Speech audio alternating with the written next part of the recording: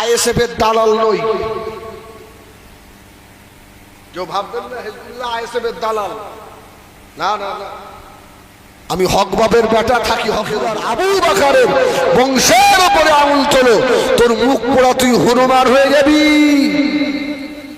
ভাঙড়ের জমিনে একটু চেয়ে দেখেন না কয়েকটা কিভাবে গেল।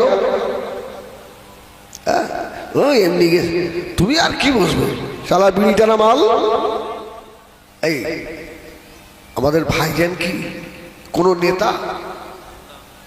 এই নেতা যখন ব্রিগেডে মিটিং হলো, আর এর থেকে বড় দলিল আর কি নেবে?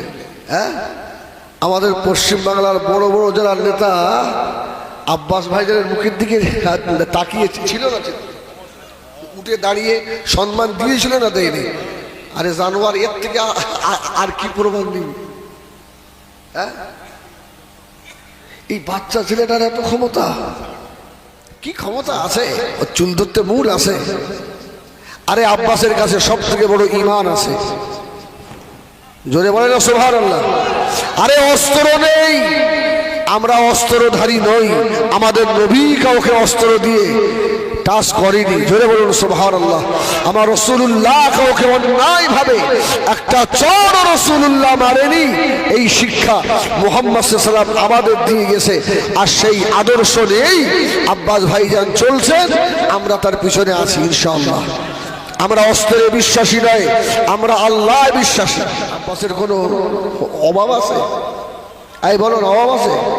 ওর কি দরকার? ছোটা আল্লাহ ওকে এমন বাড়ি পাঠিয়েছে, কিচ্ছু করবে না, এইভাবে বসে থাকবে,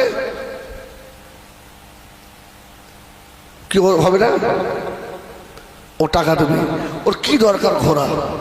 ও তো জাতির স্বার্থে ঘোরে নাকি? কি আমাদের জন্যই তো লড়ে। আহারে, আর তোমরাই তার শত্রুতা করো, বিরোধিতা করো। আমার ভাই, আমার রাসূল পাক সাল্লাল্লাহু আলাইহি ওয়াসাল্লাম মক্কা থেকে কানতে কানতে চলে যাচ্ছিল।